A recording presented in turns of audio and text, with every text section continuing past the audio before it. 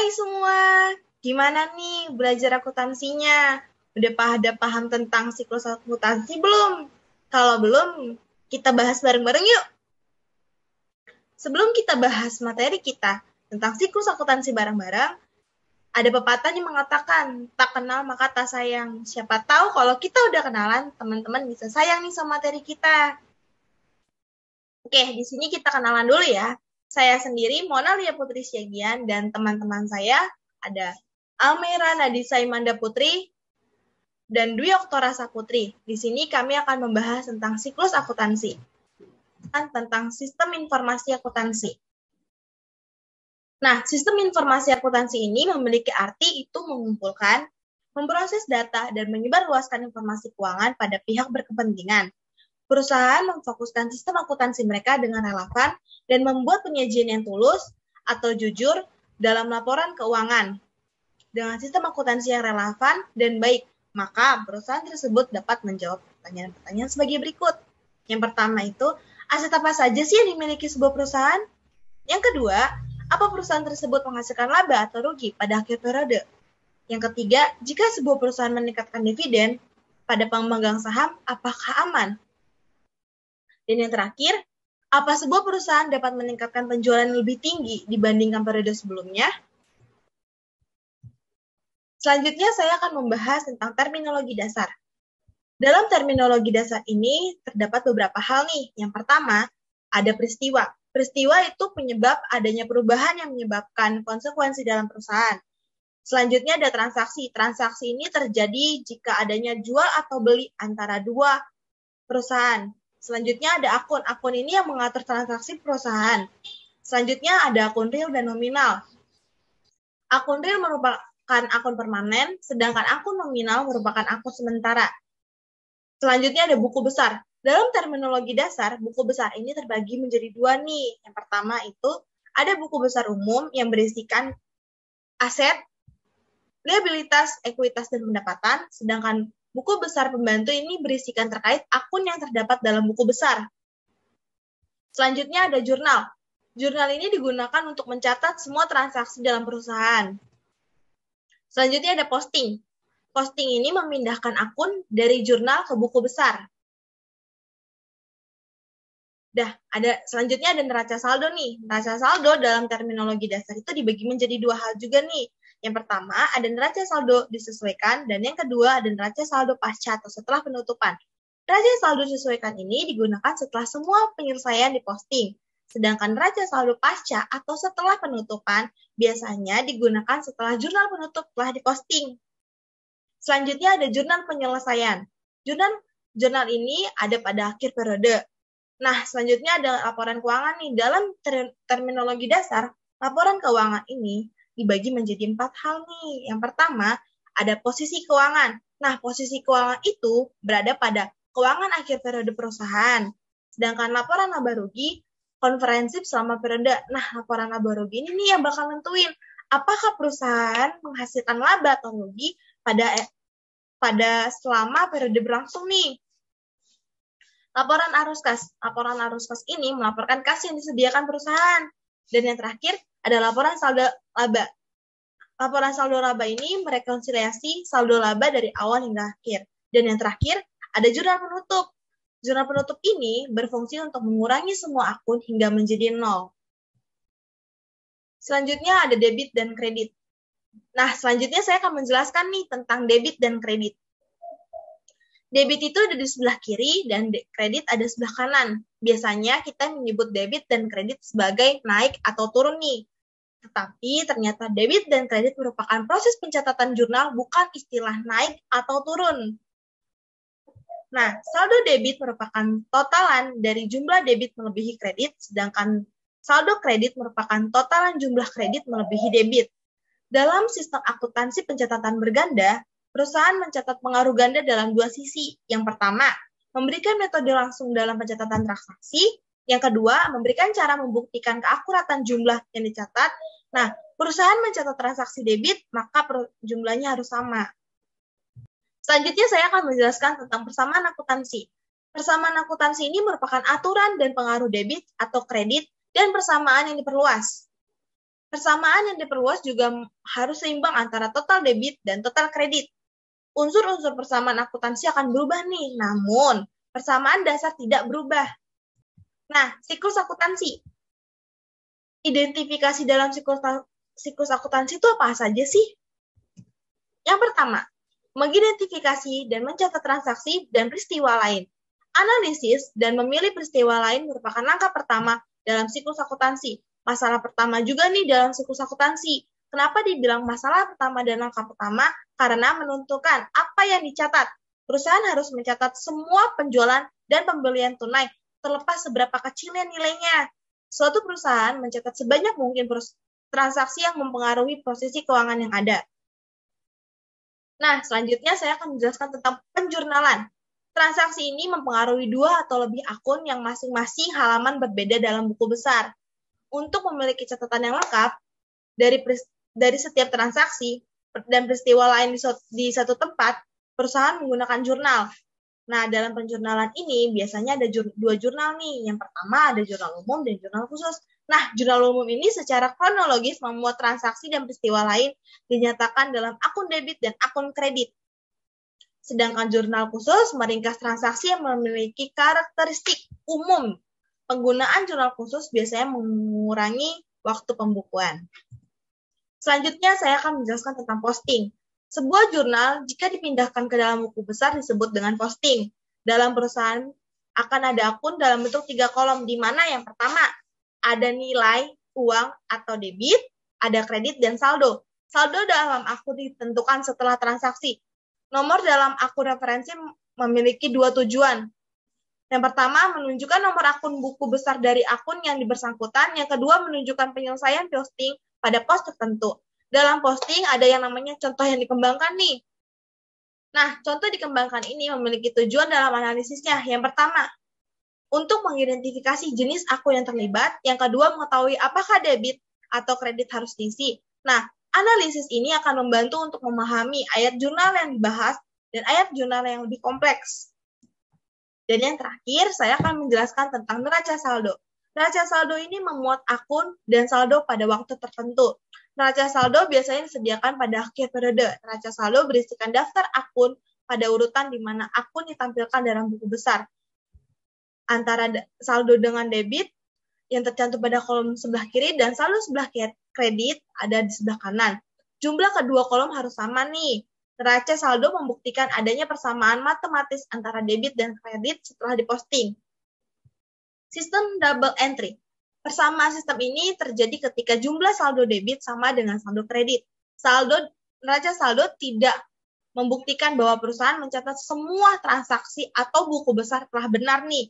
Neraca saldo dapat menyimbangkan ketika perusahaan yang pertama tidak menjurnal transaksi, yang kedua menghilangkan posting jurnal yang benar, yang ketiga pembukaan jurnal sebanyak 2 kali, yang keempat menggunakan akun yang salah dalam penjurnalan atau posting, dan yang terakhir membuat kesalahan saling hapus dalam mencatat transaksi. Selama perusahaan memposting jumlah debit sama dengan kredit, bahkan untuk akun dan jumlah yang salah, jumlah debit akan sama dengan jumlah kredit. Nah, selanjutnya akan dijelaskan oleh teman saya, Almera dan Dwi Oktora Saputri. Baiklah, di sini saya akan melanjutkan bagian kelima, yaitu tentang jurnal penyesuaian. Apa sih itu penyesuaian? Apa sih proses penyesuaian? Apa sih jurnal penyesuaian? Nah, proses penyesuaian ini merupakan analisis dan pemutakhiran akun-akun pada akhir periode sebelum laporan keuangan disiapkan. Jadi sebelum laporan keuangan disiapkan itu kita perlu melakukan proses penyesuaian. Kenapa dibutuhkan adanya proses penyesuaian itu? Dikarenakan ada 3 alasan. Yang pertama, beberapa beban tidak dicatat secara harian. Hal ini dikarenakan pencatatan secara harian itu tidak efektif gitu. Contohnya ada pada perlengkapan. Yang kedua, ada beberapa pendapatan dan beban direalisasi dengan berlalunya waktu dan bukan transaksi yang terjadi secara khusus. Nah, contohnya ada pendapatan sewa dibayar di muka gitu. Pendapatan sewa ini seiring dengan berlalunya masa sewa menjadi pendapatan. Terus yang ketiga, yang terakhir ada beberapa pendapatan dan beban mungkin belum dicatat. Misalnya ada pada gaji karyawan. Gaji karyawan yang belum dibayarkan pada periode ini gitu. Jadi nanti gajinya bakal dibayarkan di periode selanjutnya. Dan ayat jurnal yang digunakan untuk proses penyesuaian ini itu disebut dengan ayat jurnal penyesuaian. Tujuan akhirnya apa gitu? Tujuan akhirnya dilakukan penyesuaian itu apa? Agar memungkinkan perusahaan untuk melaporkan jumlah saldo yang tepat dalam setiap akun. Ada akun aset, akun liabilitas, dan akun ekuitas yang nantinya bakal dilaporkan di laporan posisi keuangan pada tanggal pelaporan, serta melaporkan jumlah yang tepat pula dalam pendapatan dan beban yang akan dilaporkan di laporan laba rugi untuk suatu periode. Selanjutnya kita bahas bagian ke-6, yaitu tentang jenis ayat jurnal penyesuaian. Ayat jurnal penyesuaian dikategorikan lagi menjadi dua bagian, yaitu ada penangguhan dan akrual. Masing-masing bagian ini terbagi lagi menjadi dua subkategori, yaitu untuk penangguhan ada biaya dibayar di muka dan pendapatan diterima di muka, sedangkan untuk akrual ada pendapatan yang masih harus diterima dan biaya yang masih harus dibayar. Kita akan bahas satu-satu, dimulai dari penangguhan. Baik, penangguhan. Jurnal penyesuaian selama penangguhan. Kenapa sih disebut sebagai tangguhan atau deferral? Karena pencatatan beban atau pendapatan yang terkait ditangguhkan sampai di masa mendatang. Akibat kalau tidak dilakukan penyesuaian adalah aset dan liabilitas akan dinyatakan terlalu tinggi, serta beban dan pendapatan terkait akan dinyatakan terlalu rendah. Di sini ada biaya dibayar di muka dan pendapatan yang diterima di muka. Biaya dibayar di muka itu artinya biaya yang akan datang yang awalnya dicatat sebagai aset karena kasnya telah dibayarkan padahal jasa atau barangnya belum diterima. Nah, yang kemudian seiring berlalunya waktu atau melalui kegiatan normal usaha, aset tersebut menjadi beban. Contohnya ada perlengkapan, iklan, asuransi dibayar di muka, dan penyusutan. Kemudian ada pendapatan diterima di muka. Sama seperti biaya dibayar di muka. Pendapatan diterima di muka adalah penerimaan awal atas pendapatan masa depan dan dicatat sebagai liabilitas ketika kas diterima. Pendapatan ini juga kemudian seiring berlalunya waktu, seiring melalui operasi normal usaha, pendapatan diterima di muka ini menjadi pendapatan. Contohnya ada sewa dan langganan majalah. Selanjutnya, bagian ke-8, jurnal penyesuaian untuk akrual. Disebut sebagai akrual atau accrual karena pendapatan dan beban terkait seharusnya dicatat pada periode berjalan. Kalau tidak dilakukan penyesuaian, maka akun pendapatan atau akun aset, atau akun beban, ataupun akun liabilitas akan dinyatakan terlalu rendah. Pendapatan yang masih harus diterima merupakan pendapatan yang telah dihasilkan tetapi kas belum diterima. Contohnya biaya atas jasa yang telah diberikan, ada juga piutang sewa. Kemudian biaya yang masih harus dibayar merupakan beban yang telah terjadi tapi belum dicatat atau belum dicatat dan belum dibayarkan. Contohnya ada gaji atau upah karyawan dan utang pajak. Berikutnya yang ke-9 ada neraca saldo disesuaikan. Neraca saldo disesuaikan disiapkan setelah semua ayat jurnal penyesuaian telah diposting.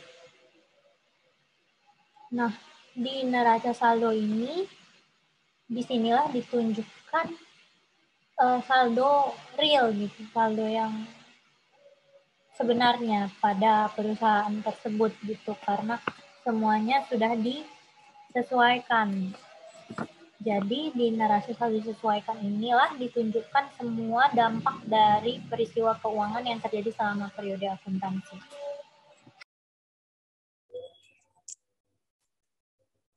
Nah, gimana nih teman-teman? Semoga udah ngerti ya sama materi-materi yang sebelumnya, udah dijelasin sama teman-teman saya. Nah, di sini saya akan melanjutkan nih untuk membacakan atau menjelaskan nih kepada teman-teman semua untuk siklus akuntansi sampai dengan jurnal pembalik. Yang selanjutnya itu ada penyusunan ya laporan keuangan, penutupan, neraca saldo pasca penutupan, dan jurnal pembalik. Nah, untuk mengetahui nih apa aja sih sebenarnya itu, yuk simak nih kelanjutan videonya. Nah, untuk penyusunan laporan keuangan sendiri itu ada apa aja ya? Yang pastinya itu, yang pertama adalah laporan laba rugi, yang kedua adalah laporan ekuitas, yang ketiga adalah laporan posisi keuangan, dan yang keempat ada laporan arus kas.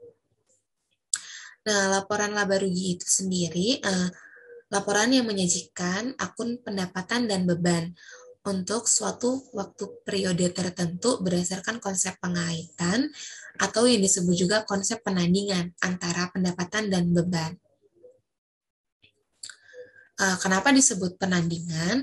Karena kalau misalnya pendapatannya lebih besar daripada bebannya, maka itu disebut dengan laba neto. Kalau misalnya jumlah beban lebih besar daripada jumlah pendapatan, itu akan disebut rugi neto. Nah, untuk laporan laba rugi sendiri itu ada dua bentuk. Yang pertama ada bentuk laporan laba rugi yang tidak langsung. Yang kedua adalah laporan laba rugi yang berbentuk langsung.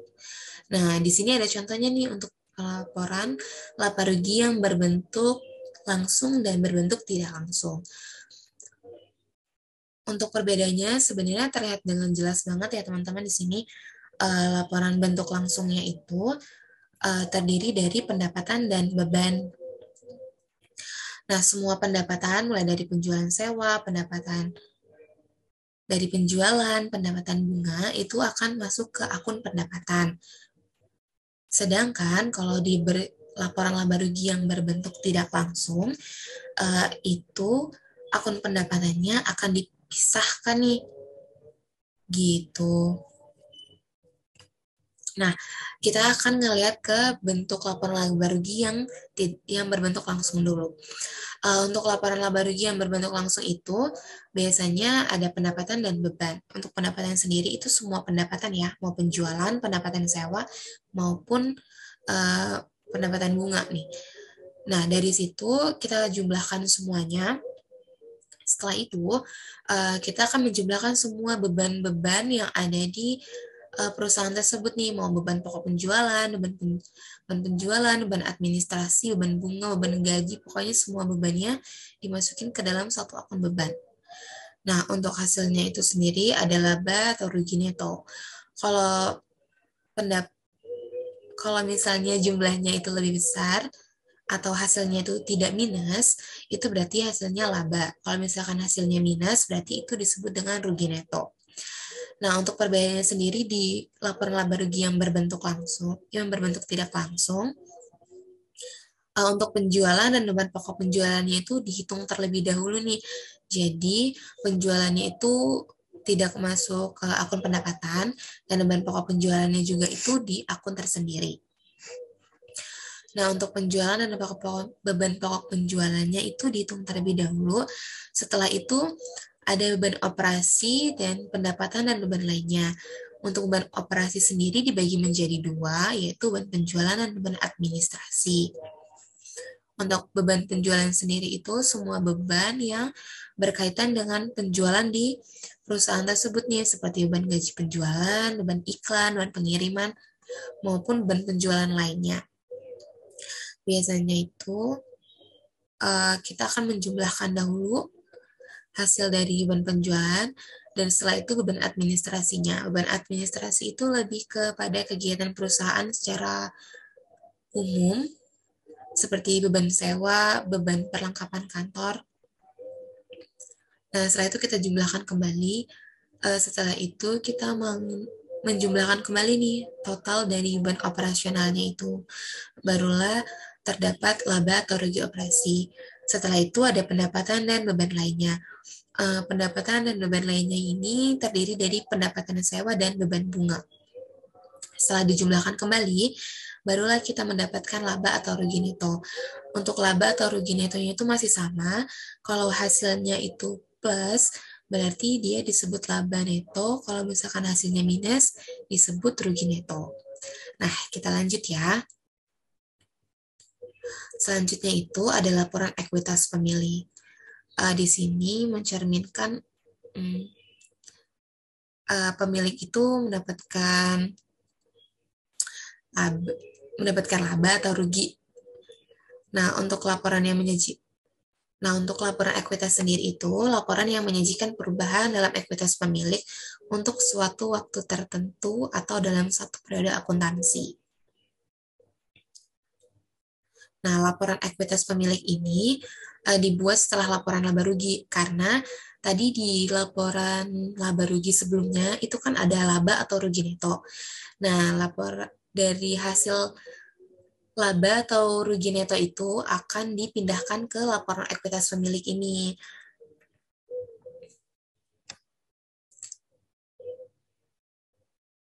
Baik, kita lanjut ya.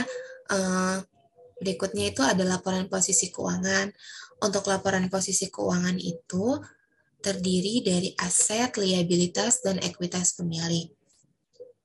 Untuk aset sendiri itu terdiri dari aset lancar dan aset tetap. Untuk liabilitasnya terbagi menjadi dua juga, ada liabilitas jangka pendek dan liabilitas jangka panjang. Nah, untuk contoh laporan posisi keuangan itu kita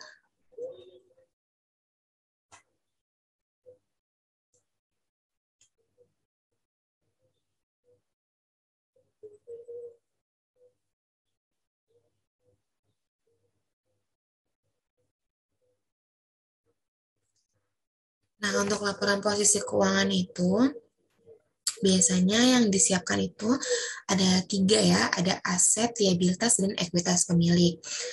Nah, untuk aset sendiri itu terbagi menjadi 2, yaitu aset lancar dan aset tetap. Untuk liabilitasnya juga terbagi menjadi 2, yaitu liabilitas jangka pendek dan liabilitas jangka panjang. Selanjutnya itu ada ekuitas pemilik. Nanti bakal kita bahas di soal lab berikutnya ya. Selanjutnya kita akan melanjutkan. Setelah laporan posisi keuangan itu, ada yang namanya laporan arus kas. Nah, untuk laporan arus kas itu pastinya masih terbagi menjadi bagian dari laporan keuangan yang dihasilkan suatu perusahaan dalam periode akuntansi tertentu. Biasanya itu terdiri dari laporan arus kas masuk dan arus kas keluar. Untuk arus kas sendiri itu ada 2 metode. Yang pertama laporan arus kas metode langsung dan arus kas metode tidak langsung. Untuk melihat perbedaan laporan arus kas metode langsung dan tidak langsung, itu kita ada contohnya dari PT Adhika Sentosa. Nah, di sini ada laporan arus kas metode tidak langsung dan metode langsung. Sebenarnya bedanya apa ya kalau misalnya antara arus kas metode tidak langsung dan langsung itu? Nah, untuk perbedaan laporan arus kas yang mencolok itu antara metode tidak langsung dan metode langsung. Untuk metode langsung itu ya biasanya hanya memperhatikan transaksi-transaksi tunai dan menghasilkan arus kas dari operasi. Kalau misalnya metode langsung,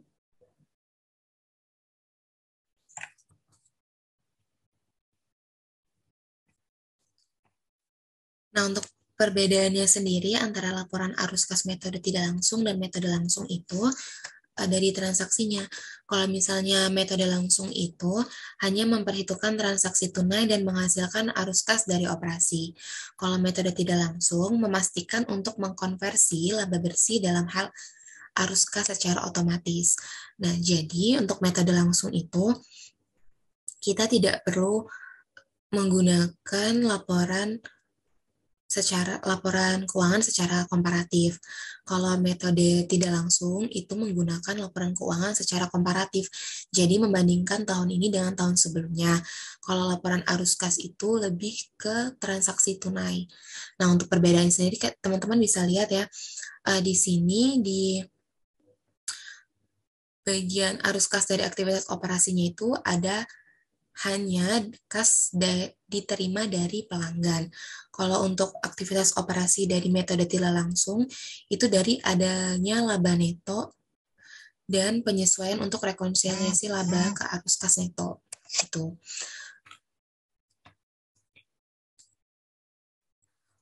Untuk selebihnya, cara penghitungannya pun sama aja. Cuma kita melihat dari sisi yang berbeda itu karena laporan arus kas sekali lagi itu dari transaksi tunai. Kalau metode tidak langsung itu dari laporan keuangan secara komparatif antara tahun ini dan tahun sebelumnya begitu. Nah, selanjutnya itu yang ke-11 ada penutupan atau jurnal penutup. Nah, jurnal penutup ini digunakan untuk menutup akun nominal yang terdiri dari pendapatan dan beban. Nah, selain akun nominal itu yang harus ditutup, yaitu ada pendapatan, beban yang terdiri dari akun nominal, prive atau pengambilan uang secara pribadi oleh pemilik, lalu selanjutnya ada ikhtisar laba rugi. Nah, untuk yang selanjutnya, setelah penutupan itu ada neraca saldo pasca penutupan. Nah, untuk neraca saldo pasca penutupan ini, daftar yang kita buat setelah melakukan penutupan di jurnal penutup yang berisi dari akun real. Biasanya itu akun real yang terdiri dari aset lancar dan aset tetap, dan juga ekuitas pemilik. Selain itu, tidak diperbolehkan untuk masuk ke dalam neraca saldo pasca penutupan. Karena sebelumnya di jurnal penutup, akun nominal, pendapatan, beban, akun ikhtisar laba rugi, itu udah kita tutup. Jadi, selain akun real, tidak diperbolehkan untuk masuk neraca saldo pasca penutupan. Begitu. Nah, yang selanjutnya itu ada jurnal pembalik. Jurnal pembalik ini biasanya jarang digunakan ya untuk siklus akuntansi. Bisa digunakan untuk beberapa penjurnalan tertentu. Nah, jurnal ini digunakan nih untuk menutup akun pendapatan dan beban agar tidak lagi masuk ke laporan keuangan di awal periode berikutnya. Nah, jurnal ini dilakukan setelah membuat jurnal penutup. Kenapa tetap membuat jurnal pembalik padahal sudah membuat jurnal penutup? Karena kalau misalnya jurnal penutup itu kita hanya menutup transaksinya aja nih. Kalau jurnal pembalik kita menutup seluruh akun-akun yang tidak digunakan lagi di periode berikutnya. Karena kalau untuk periode berikutnya itu yang diikut sertakan untuk laporan pertamanya itu hanya akun realnya aja. Jadi untuk beban, pendapatan, ikhtisar laba rugi, dan prive itu hanya terjadi di satu periode itu aja. Jadi tidak boleh mengikut kembali ke periode selanjutnya untuk tahun buku berikutnya atau tahun pembukaan berikutnya begitu. Nah, untuk penjelasan siklus akuntansinya sampai sini aja dulu, sampai jurnal pembalik. Selanjutnya kita ada lab pembahasan tentang siklus akuntansi. Untuk teman-teman yang merasa video ini kecepatan atau video ini agak membingungkan, untuk rasi pemutarannya teman-teman bisa lebih dilambatin lagi. Semoga apa yang udah saya dan teman-teman saya jelaskan di penjelasan sebelumnya itu dapat mengedukasi kita semua dan semoga bisa membantu untuk penambah wawasan kita, terutama tentang siklus akuntansi yang pastinya berguna banget buat digunakan